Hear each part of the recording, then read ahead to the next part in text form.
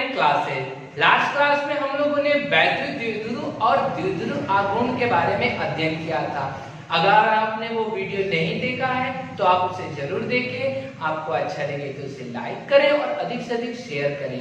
यदि आप हमारे चैनल पे नए हैं और अभी तक इसे सब्सक्राइब नहीं किए हैं तो आप इसे सब्सक्राइब कर लें और साथ में बेल आइकन को भी दबा दें, जिससे मेरे द्वारा दिए गए वीडियो सबसे पहले आप तक पहुंच सके। आज जो हमारा टॉपिक है वो बहुत ही इंपॉर्टेंट टॉपिक है। कल भी बहुत इंपॉर्टेंट टॉपिक हम लोगों ने अध्ययन किया था, जिसमें वैद्युत द्विध्रुव और द्विध्रुव आघूर्ण के बारे में हम लोगों ने अध्ययन किया था। उसमें से मैं आपको बोल दिया कि आपको 1 मार्क्स में क्वेश्चन आपके निश्चित आ जाएंगे, तो आप उसे जरूर याद रखिएगा। आज भी है इंपॉर्टेंट ही मानिए, ठीक है, परंतु आज जो है वो हमारा डेरिवेशन वाला पार्ट है, मतलब हमको ड्राइव करना है, व्यंजक को प्राप्त करना है। तो थोड़ा सा डिफिकल्ट भी हो सकता है, बट बिल्कुल ध्यान से आप समझिएगा तो चुटकी में आप बना सकते हैं, ठीक है। तो क्वेश्चन है वैद्युत द्विध्रुव के कारण क्षेत्र, मतलब वैद्युत द्विध्रुव है जो हमारा, उसके कारण किसी भी बिंदु पर हम लोग को विद्युत क्षेत्र का व्यंजक प्राप्त करना है। तो इसकी दो स्थिति हो सकती है। पहले वैद्युत द्विध्रुव हम लोग बना लेते हैं। वैद्युत द्विध्रुव हम लोगों ने यहाँ बना लिया। इस टाइप का वैद्युत द्विध्रुव होता है जिसमें एक पर प्लस क्यू आवेश होता है और एक पर माइनस क्यू आवेश होता है। इसके बीच में एक बिंदु होता है जो हमारा O हो गया है, ठीक है। जो प्लस क्यू आवेश होता है उसको हम लोग मान लेते हैं, चलिए प्लस क्यू को ऊपर लिख देते हैं, ठीक है, और माइनस क्यू को भी ऊपर लिख देते हैं। और इस बिंदु को हम लोग ले लेते हैं एक बिंदु और इसको मान लेते हैं बी बिंदु, ठीक है। इसको A मान लेते हैं, इसको क्या मान लेते हैं, B मान लेते हैं।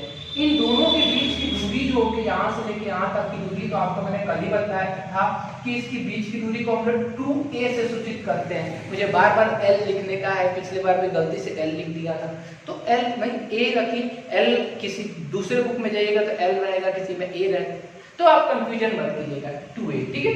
अब ये हमारा विद्युत द्विध्रुव बन गया। अब क्या है, यहाँ पर दो स्थिति हो सकती है वैद्युत द्विध्रुव के कारण किसी बिंदु पर क्षेत्र। तो बिंदु कहाँ कहाँ हो सकता है, तो दो जगह हो सकता है। एक हो सकता है इसके अक्ष पर, अक्ष पर मतलब जो ये अभी डंडा खींचा जा रहा है इसी डंडे पर, और दूसरा बिंदु हो सकता है इसके लंबवत, मतलब 90 डिग्री पर। दो इसकी स्थिति हो सकती है। तो आज जो हम लोग केवल पहली स्थिति अध्ययन करेंगे अक्ष पर स्थित बिंदु के लिए, और कल हम लोग पढ़ेंगे इसके लंबवत, मतलब विषुवतीय रेखा पर के लिए, मतलब लंबवत के लिए, निरक्षीय स्थिति उसको कहते हैं, तो हम लोग उसको कल पढ़ेंगे। तो आज केवल हम लोग को क्या पढ़ना है, अक्ष पर स्थित बिंदु के लिए वैद्युत द्विध्रुव का व्यंजक, ठीक है। तो कोई दिक्कत नहीं है। अगर एक क्वेश्चन आपके बोर्ड एग्जाम में आएगा तो किस टाइप से क्वेश्चन आएगा, मैं क्वेश्चन पहले यहाँ लिख दे रहा हूँ, आपको पहले क्वेश्चन अगर लिखना तो लिख सकते हैं। मैं तो आपको टॉपिक पढ़ा रहा हूँ, बट अगर बोर्ड एग्जाम में जाइएगा तो किस टाइप का क्वेश्चन आएगा, तो ऐसे लिखा, किसी वैद्युत द्विध्रुव के कारण अक्ष पर स्थित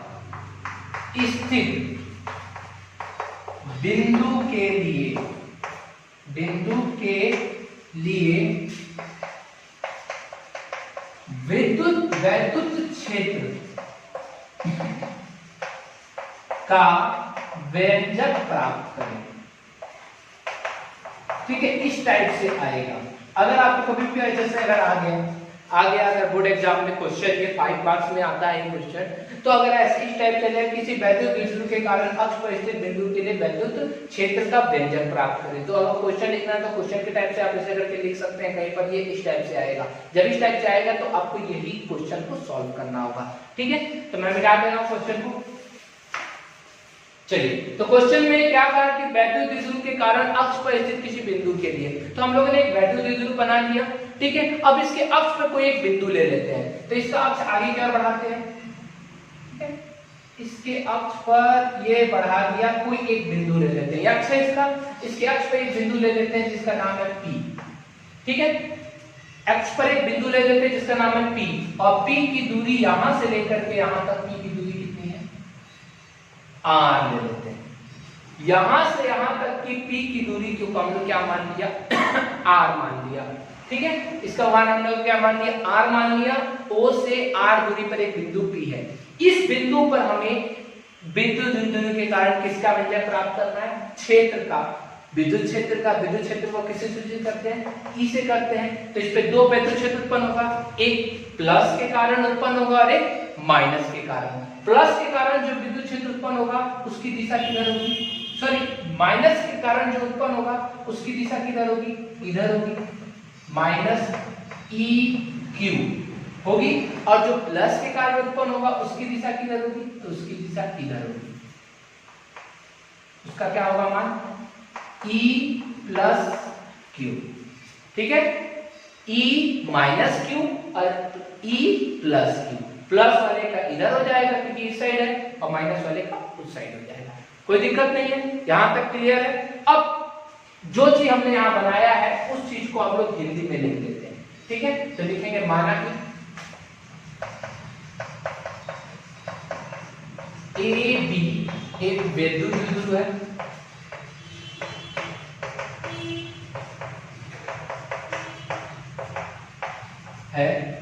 ठीक है, विद्युत द्विध्रुव है जिस पर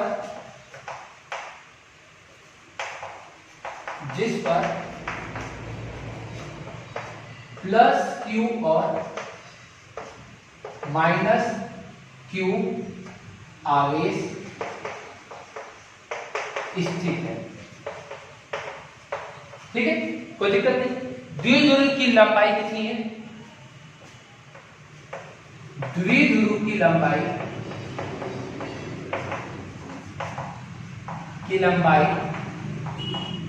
कितनी है? 2a है। यही है जो चीज हम लोग पहले ही ना चित्र बनाए थे, द्विध्रुव बनाया था, हमने द्विध्रुव वाला हिंदी पूरा लिख दिया। हाँ, एक चीज छूट गया, मध्य बिंदु छूट गया। ठीक है, चलिए कोई बात नहीं है, लिखना हो तो लिख सकते हैं, अभी हम लिख देते हैं। ठीक है, यहां तक कोई दिक्कत नहीं है। फिर O से, मध्य बिंदु O से r दूरी पर एक बिंदु क्या है? P है, जिस पर क्या ज्ञात करना है आपको? क्षेत्र का व्यंजक प्राप्त करना है। तो लिखेंगे बिंदु O से r दूरी पर एक बिंदु P स्थित है। ठीक है, एक बिंदु क्या है? P स्थित है। जैसा चित्र बनाएंगे वैसा हम लोग लिखते चलेंगे। यही है, अच्छी तरीके से आपको लिखना है। पहले चित्र बना लीजिए, अपने आप हिंदी लिखा जाएगा। O से R दूरी पर एक बिंदु क्या है? P स्थित है जिस पर वैद्युत क्षेत्र का व्यंजक प्राप्त करना है। क्लियर?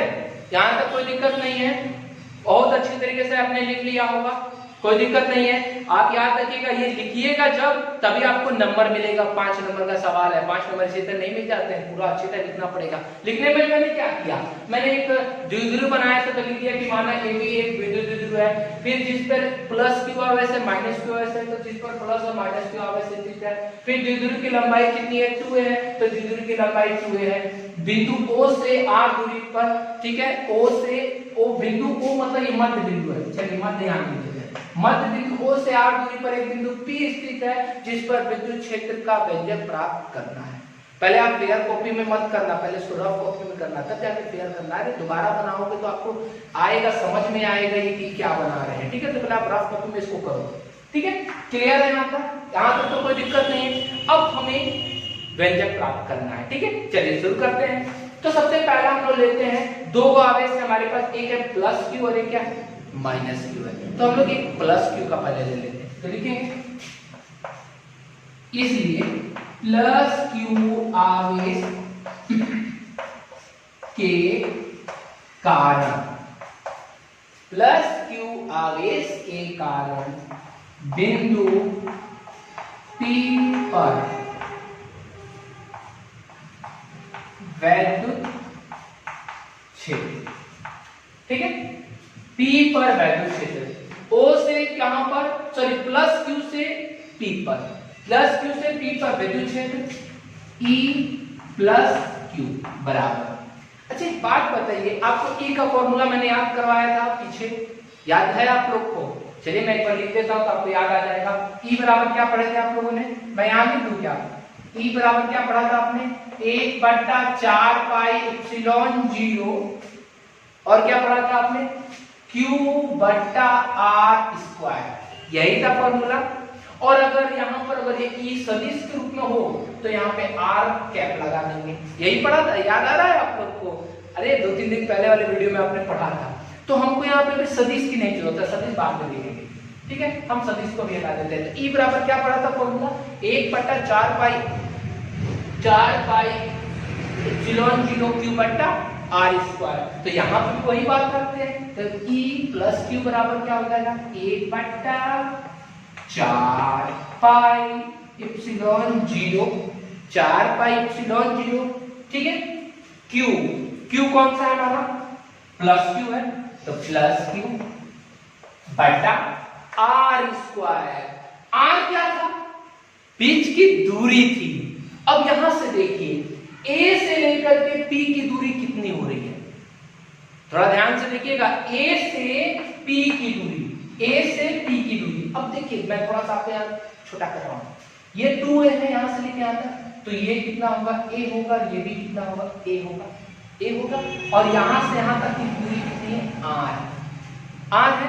तो यहां से यहां तक की दूरी, इसका नाम क्या होगा, A से लेके P तक की दूरी, तो क्या आ जाएगा, PA हो जाएगा, PA, ठीक है। PA का मान कितना होगा, PA का मान यहां से लेके यहां तक का मान कितना होगा, यहां से लेके यहां तक, मतलब O से लेके P तक का मान कितना है, R है। और यहां से लेके यहां तक का मान A है। तो A इसमें कम हो रहा है, घट जा रहा है, क्योंकि यहां से यहां तक R है, परंतु हमको यहीं तक क्या करना है, तो A वाला इसमें घट जाएगा, तो R माइनस क्या हो जाएगा, A हो जाएगा। मतलब PA का स्क्वायर, r² होता है तो PA का स्क्वायर। चलिए मान रख दीजिए 1/4πε0 प्लस करा देते हैं, प्लस की जरूरत नहीं है, Q/PA का मान कितना आया, r माइनस a का होल स्क्वायर। कोई दिक्कत नहीं है, r माइनस a का होल स्क्वायर। समीकरण नंबर कितना हो गया, a। आपका ये एक लाइन में नहीं हटेगा, तो आप क्षेत्र तक लिख करके ये वाले पार्ट को नीचे लिख लीजिएगा, तो हट जाएगा, ठीक है। मेरा तो लंबा ब्लैक बोर्ड है तो मैंने हटा दिया, ठीक है। समीकरण एक समझ में आ गया कैसे हुआ। तो 1/4πε0 Q/r² होता है, तो Q और r का मतलब होता है बीच की दूरी। बीच की दूरी यहां से यहां तक की दूरी ज्ञात करनी है। यहां से यहां तक की दूरी कितनी होगी, तो PA होगा। और PA का मान कितना होगा, r, यहां से लेके यहां तक r और minus a, r minus a। Clear, यहां तक कोई दिक्कत नहीं है। अब समीकरण 2 देखिए, ध्यान से देखिएगा। फिर लिखेंगे तथा -q आवेश के कारण, अरे यहां P छूट गया, बिंदु P पर वैद्युत क्षेत्र, दोनों आवेश के कारण क्या करना है। चलिए अब दूसरा वाला बोलिए, क्या होगा, E माइनस Q, क्या होगा उसका मान, 1/4πε0, और कौन Q है, माइनस का Q है, तो माइनस Q बटा r²। r की जगह क्या है, यहाँ पर r की जगह, बिल्कुल ध्यान से देखिए, r की जगह क्या है, r मतलब यहां से लेके यहां तक का, मतलब P से लेके B की दूरी, PB का स्क्वायर। यहाँ पे था PA का स्क्वायर और यहाँ हो जाएगा PB का स्क्वायर। चलिए बताइए, 1/4πε0 माइनस का Q, माइनस रहेगा यहाँ, माइनस गायब नहीं होगा। अब PB का मान कितना होगा, PB का मान यहां से लेके यहां तक, तो देखिए ध्यान से, यहां से लेके यहां तक का मान कितना है, R है, और इसके बाद यहां से यहां तक कितना है, A है।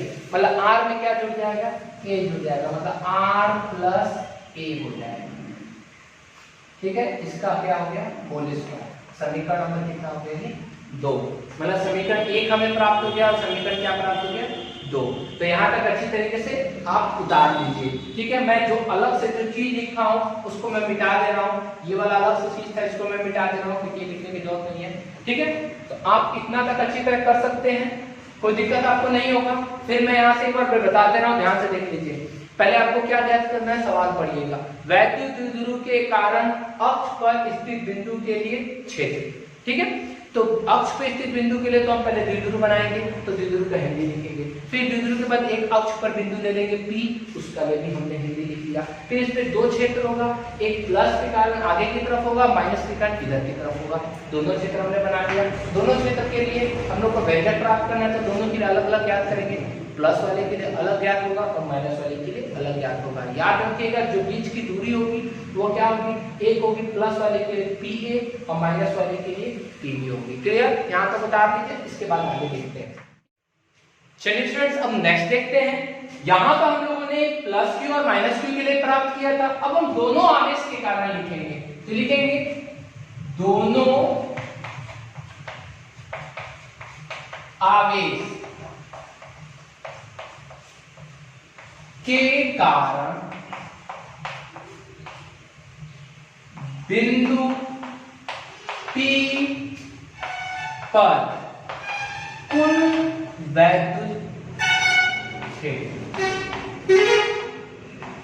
ठीक है, हम लोग कितने, दोनों आवेश के कारण आप देखते हैं, तो दोनों आवेश के कारण क्या होगा, हमारे पास एक प्लस Q का था, एक माइनस Q का था। तो आपने अध्यारोपण का सिद्धांत पढ़ा था, उसमें क्या पढ़ा था आपने कि जो बल होता है वो सदिश योग के बराबर होता है, उसी प्रकार से क्षेत्र भी सदिश योग के बराबर होगा। अर्थात यहाँ पर क्या होगा, जो E होगा, E टोटल नहीं लिखते, कुल नहीं लिखते हैं, E रख देते हैं। E बराबर क्या हो जाएगा, E plus Q plus E minus वाला Q। मतलब कि दोनों आवेश के कारण बिंदु P पर विद्युत क्षेत्र क्या हो जाएगा, E बराबर प्लस वाला Q प्लस वाला E और माइनस वाला के लिए, मतलब दोनों का आपस में क्या कर देंगे, जोड़ देंगे। चलिए प्लस वाले के लिए कितना आया था हमारा, तो बताइए 1/4 पाई एप्सिलॉन 0 Q बटा R माइनस A का होल स्क्वायर, यही था ये। और प्लस माइनस वाले के लिए था 1/4 पाई एप्सिलॉन 0 माइनस का Q, समीकरण 2 में यही था, माइनस का Q बटा R प्लस A का होल स्क्वायर, यही था। चलिए हम नीचे वाले का सारे चीज को मिटा देते हैं, क्योंकि अब इसका कोई काम नहीं है। ठीक है, अब ध्यान से आप लोग देखिएगा, अब हमको सॉल्व करना है। चलिए सॉल्व करते हैं। 1 इसमें है, 1 इसमें है, 4 इसमें है, 4 इसमें, तो 4 कॉमन, पाई है दोनों में, पाई कॉमन, एप्सिलॉन 0 है तो एप्सिलॉन 0 कॉमन हो गया। फिर और क्या कॉमन है, यहाँ Q है, यहाँ पे भी Q है, मतलब Q कॉमन हो गया, तो Q यहाँ ऊपर लिख देते हैं डायरेक्ट, Q बटा 4 पाई एप्सिलॉन 0 कॉमन हो गया। बचा क्या अंदर, यहाँ तो ये निकल गया, ये तीनों निकल गया, ये बच गया, मतलब बट्टा में बचा R माइनस A का होल स्क्वायर। यहाँ माइनस है और यहाँ प्लस है, इसको मत बाहर निकाल दीजिएगा। फिर यहाँ प्लस हमने यहाँ पे खाली Q लिया था, मतलब माइनस बच गया, मतलब माइनस बच गया 1 बट्टा और क्या बचा R प्लस A का होल स्क्वायर। कोई दिक्कत नहीं है। अब देखिएगा, ध्यान से देखिएगा बिल्कुल, Q बटा 4 पाई एप्सिलॉन 0 लघुत्तम निकाला गया। लघुत्तम आता है निकालने, चलिए लघुत्तम निकाल लेते हैं। लघुत्तम कैसे निकलता है, दोनों अगर अलग अलग हो, एक समान ना हो, तो दोनों का आपस में क्या कर दिया जाता है, गुणा कर दिया जाता है, मतलब दोनों उतार दिया जाता है। तो हमने यहाँ पे दोनों को उतार दिया। अब क्या करेंगे, इस वाले में भाग देंगे, इस वाले से इसमें भाग देंगे, तो ये वाला माइनस वाला कट जाएगा, क्योंकि माइनस माइनस सेम है। क्या बचेगा, प्लस वाला बचेगा, प्लस वाले में 1 से गुणा होगा, तो R प्लस A का होल स्क्वायर हो गया। प्लस और माइनस, तो यहाँ पे किसका चिन्ह आएगा, माइनस का चिन्ह आएगा, क्योंकि प्लस बड़े माइनस बड़े माइनस होता है। अब इसमें इससे भाग देंगे, ये वाला कट गया, ये बचेगा माइनस वाला, फिर माइनस वाले में 1 से गुणा करेंगे, तो फिर माइनस वाला पूरा का पूरा ऊपर आ जाएगा। आ गया, चलिए सॉल्व करते हैं। Q बटा 4 पाई एप्सिलॉन 0, ठीक है, R प्लस A का whole square, A plus B का होल स्क्वायर क्या होता है, A प्लस B का होल स्क्वायर क्या होता है, A स्क्वायर प्लस 2 ए की जगह पे आर, डी की जगह पे ए, 2RA प्लस बी स्क्वायर मतलब ए स्क्वायर। ओके, फिर बीच में किसका चिन्ह? माइनस का चिन्ह। आर माइनस ए का होल स्क्वायर, आर माइनस ए। जब माइनस का चिन्ह है तो ब्रैकेट देना जरूरी है, याद रखिएगा। माइनस चिन्ह रहेगा तो यहाँ पर हमको क्या देना? ब्रैकेट देना है। आर ए माइनस बी का होल स्क्वायर क्या होता है? ए स्क्वायर माइनस 2, माइनस है तो माइनस रहेगा, माइनस 2a b अब प्लस b स्क्वायर। ये हो गया हमारा इसका मान, ये r माइनस a का होल स्क्वायर था। और बटा में देखते हैं, बटा में क्या है हमारा? बटा में ध्यान दीजिए आप, r माइनस a का होल स्क्वायर है, r प्लस a का होल स्क्वायर है। होल स्क्वायर का मतलब समझते हैं, होल स्क्वायर मतलब दो बार लिखा जाएगा। होल स्क्वायर है मतलब दो बार लिखा जाएगा, ये भी दो बार लिखा जाएगा। अब देखिए r माइनस a, ठीक है, r माइनस a दोनों के बीच में क्या है? इनटू है, ठीक है, और r प्लस a के बीच में भी क्या है? इनटू है। इसका मतलब हम इसको r माइनस a दो बार लिख सकते हैं, ठीक है। इसी तरह से r प्लस a और r प्लस a ये दो बार लिख सकते हैं। लिख दिया भाई, दो बार स्क्वायर है तो दो बार लिख दिया दोनों को, ठीक है, कोई दिक्कत नहीं है। मैं आपको इस पे अच्छी तरह से करा रहा हूं कि आपको बाद में कोई दिक्कत ना हो। मैं हर एक स्टेप को बिल्कुल छटा कराऊंगा, मैं ऊपर से मिटा दूं, ठीक है, आप उतार लीजिएगा। अब देखिए यहां पर q बटा 4 पाई एप्सिलॉन 0। अब देखिए r स्क्वायर ब्रैकेट के ऊपर क्या था? r square plus 2RA plus a square, फिर यहाँ माइनस का चिन्ह है, माइनस r स्क्वायर, माइनस में माइनस से गुणा करेंगे तो प्लस का 2RA, मतलब चिन्ह बदल जाएगा सबका। ये प्लस का तो माइनस हो गया, ये माइनस है तो प्लस हो गया, और ये माइनस प्लस है तो क्या हो जाएगा? माइनस हो गया। चलिए अंदर बटा में बोलिए क्या है? अब देखिए ध्यान से, r minus a, r minus a, r plus a, r plus a। अगर हम एक फॉर्मूला जाने, क्या छोटे क्लास में आपने पढ़ा होगा, a square minus b square बराबर क्या होता है? a प्लस b और a माइनस b, यही जानते हैं ना। तो a माइनस b और a प्लस b, हर टू को एक में मिला देते हैं तो क्या हो जाएगा? a square minus b square, मतलब आगे वाला इन दोनों को एक में मिलाएंगे तो क्या हो गया? r square minus a square हो गया। फिर इसी प्रकार इन दोनों को मिलाया जाएगा तो फिर यही हो जाएगा r square minus a square. समझ में आ रहा है कैसे हुआ? a r माइनस a और r प्लस a बराबर r square minus a square, फिर r माइनस a और r प्लस a बराबर r square minus a square. अब काटते हैं, कुछ कट रहा है, r स्क्वायर से r स्क्वायर कट जाएगा, a स्क्वायर से a स्क्वायर कट जाएगा, क्योंकि एक प्लस में है इसमें माइनस में। ऊपर से नीचे को मत काट दीजिएगा, क्योंकि ऊपर वाला सब किस में है? प्लस माइनस में, और ये किस में? इनटू में है। जब इनटू में है तो कभी भी नहीं कटेगा, ठीक है। जब दोनों इनटू में रहेगा तभी जाके कटेगा, ऊपर भी इनटू हो और नीचे भी इनटू हो। अब q बटा 4 पाई एप्सिलॉन 0 2RA दोनों जुड़ जाएगा तो क्या बन जाएगा? 4RA बटा, ये दोनों सेम है तो गुणा होकर स्क्वायर हो जाएगा, r square minus a square का होल स्क्वायर, ब्रैकेट हो गया। यहां तक कोई दिक्कत नहीं है, किसी को कोई प्रॉब्लम? यहां तक आपका हो गया। अभी व्यंजक इसका मान e का मान, पर तो अभी e का मान अधूरा है, क्यों है? अब आपको एक चीज बता रहा हूं मैं, जो द्विध्रुव होता है ये, इनके बीच की दूरी जो होती है, जो 2a, वो बहुत ही कम होती है, वो बहुत ही क्या होती है? बिल्कुल कम होती है। इसलिए जो द्विध्रुव जो समीप व्यवस्थित होते हैं उसमें a का जो मान होगा, जब ये कम है तो ये भी कम होगा, a का मान होगा वह r की अपेक्षा बहुत कम होगा, मतलब a जो होगा r से बहुत छोटा होगा। मतलब यहाँ पे हम मानेंगे इस वाले चीज को, क्या? r की अपेक्षा a को नगण्य मानने पर,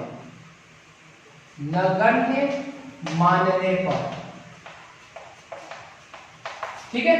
अब आप ये हिंदी इतना बड़ा लिख सकते हैं तो लिख लीजिएगा, अगर नहीं हिंदी लिखना है तो डायरेक्ट ऐसे लिख दीजिए, मैं यहाँ लिख दे रहा हूँ ये चीज, डायरेक्ट आप ये लिख दीजिए बस। इसका मतलब है वो कि आर ए से बहुत बड़ा है, मतलब बड़ा अगर दो बार चिन्ह लगा देंगे वैसे दो चिन्ह लग जाएगा, इसका मतलब आर जो है वो ए से बहुत बड़ा है, मतलब आर जो है वो ए से बहुत बड़ा है या ए आर से बहुत छोटा है। ठीक है, तो कोई दिक्कत तो नहीं, डायरेक्ट ये वाला पार्ट लगा दिए। जब ये नगण्य हो गया, अब मान के चलिए समुद्र का पानी और 1 लोटा जल तुलना कीजिएगा तो अंतर कभी तुलना कर पाइएगा? नहीं हो पाएगा कि 1 लोटा जल समुद्र में कहां जाएगा उसका कोई पता नहीं रहेगा, अस्तित्व रहेगा उसका नहीं। उसी प्रकार से अगर हम ध्यान दीजिएगा, मैं फिर से एक बार बता रहा हूं, अगर समुद्र के जल में से 1 लोटा पानी निकाल दिया जाए तो समुद्र का जल स्तर तो घटेगा नहीं, उतना ही रहेगा। उसी प्रकार से आर स्क्वायर में से अगर ए स्क्वायर निकाल ले तो आर स्क्वायर में से ए स्क्वायर निकाल ले, जब बहुत छोटा है तो क्या इसमें से कुछ निकल जाएगा, घट जाएगा? नहीं घटेगा, मतलब लगभग ये किसके बराबर होगा?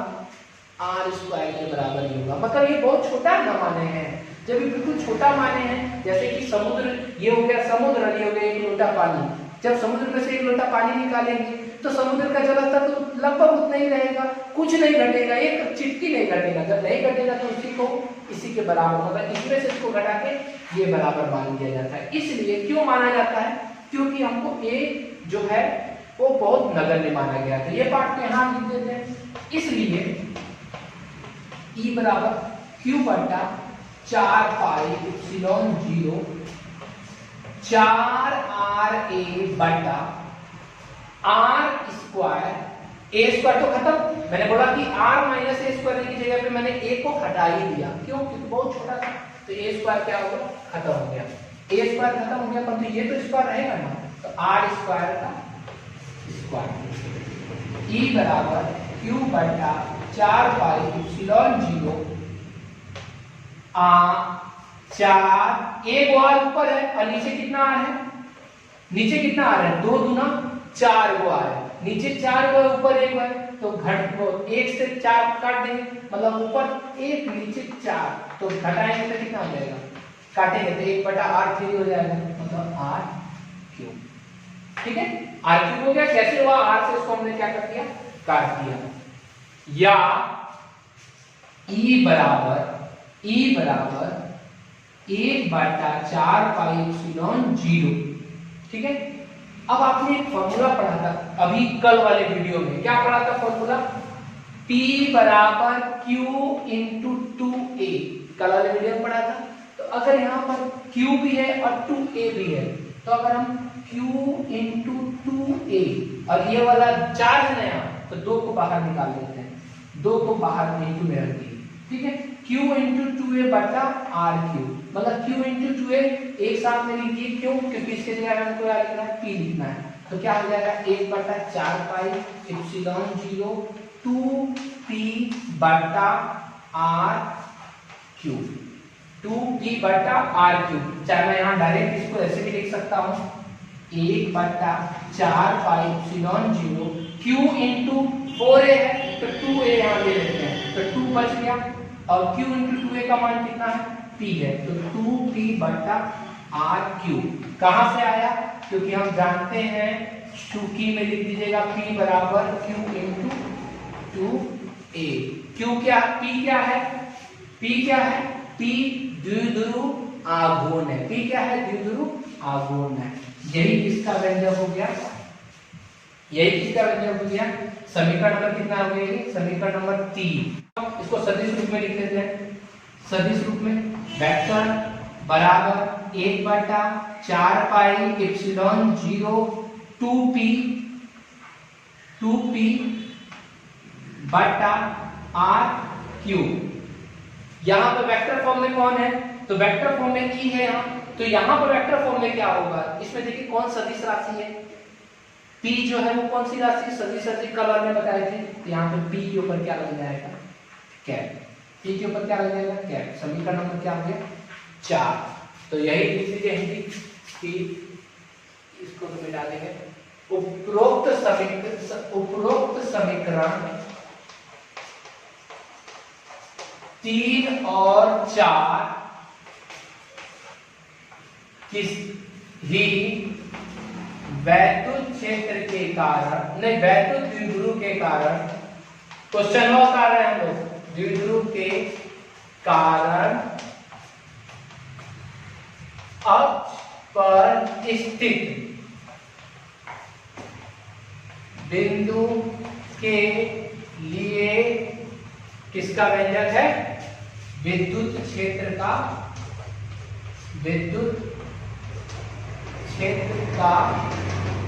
व्यंजक है। यहां तक हो गया आपका सवाल कंप्लीट। ठीक है, कंप्लीट हो गया। ये समीकरण 3 और 4 जो होगा वो हमारा क्या होगा?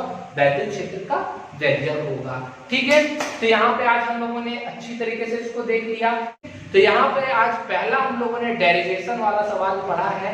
तो आशा करता हूँ कि आप लोग को अच्छी तरह समझ में आ गया होगा। अगर समझ में आ गया होगा तो अच्छी तरह से इसको लाइक कर दीजिए और अधिक से अधिक शेयर कर दीजिए और एक दो बार और इस वीडियो को देख लीजिएगा, जिससे आपको ये कंप्लीट अच्छी तरह से आ जाएगा। 5 मार्क्स बहुत ज्यादा इंपॉर्टेंट है ये। ठीक है, कल के वीडियो में हम लोग इसी वैद्युत द्विध्रुव के लिए पैरेलल लंबवत वाला एक सवाल पढ़ेंगे जो कि निरक्षीय स्थिति वाला रहेगा। धन्यवाद।